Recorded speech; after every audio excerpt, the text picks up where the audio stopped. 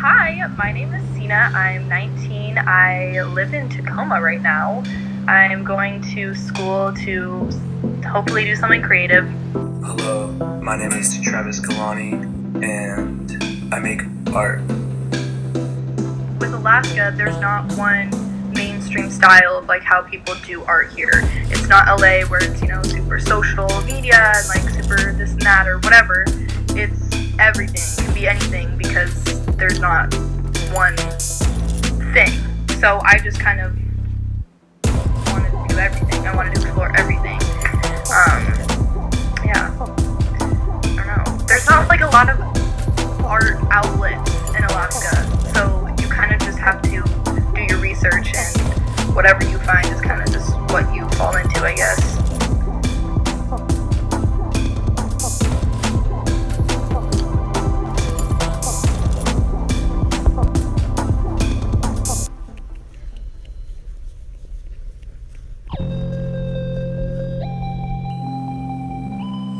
The environment of Alaska shaped who I am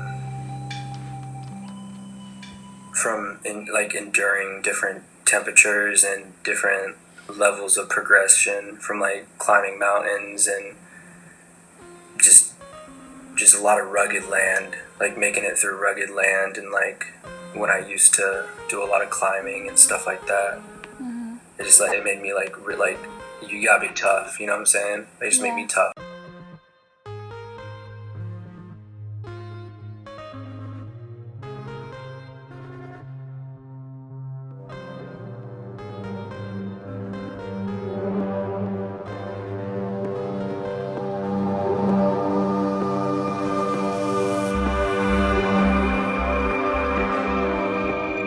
My name is Justin Dexter, and I lived in Alaska off and on for 16 years. There wasn't much of a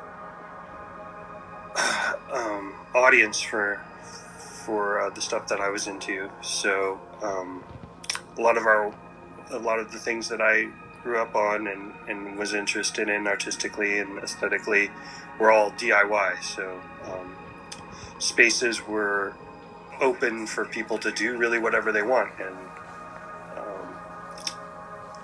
there weren't many of them, but there were a few, and they were just as viable spaces to work in as a more commercial club or a more established venue.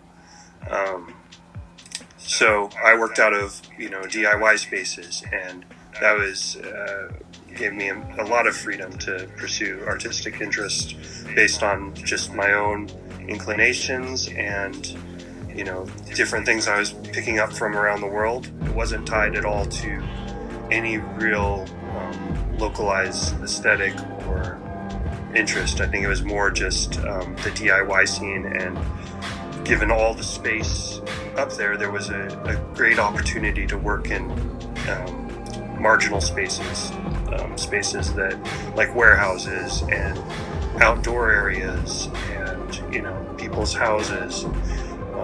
Those were the venues and environments where I was able to work creatively with others and to see others work. So I think that the main aspect of that I've taken away is that you can find a space to do your own kind of work, that you don't have to pander to either the environment that you're in or the expectations of an audience.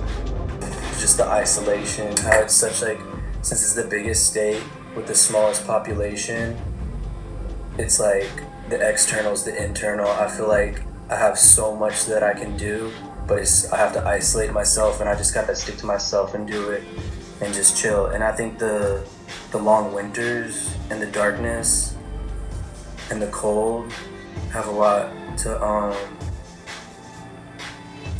to push me to keep me inside and just keep me inside my mind, instead of being out and being active and being under the sun. Mm-hmm.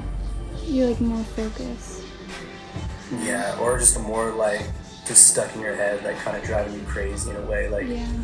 You can stay focused, but kind of just madness. Okay. But I really do appreciate it, though. I really do like it. I like it when it's really dark.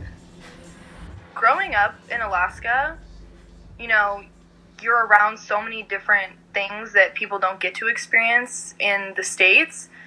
Just obviously like the ruralness of it all. And growing up, you get more curious.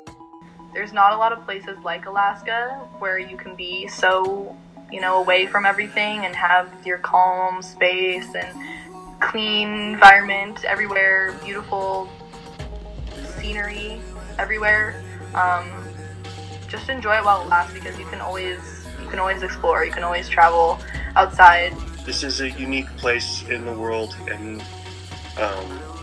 maybe the last time that people can actually spiritually connect with a place as readily as that. There's not very many people up there compared to the rest of the world, and there's something that can be won by binding your sense of who you are, both, as just an identity, like I am Alaskan, and as like a spiritual kind of affirmation of your place in the world, and to give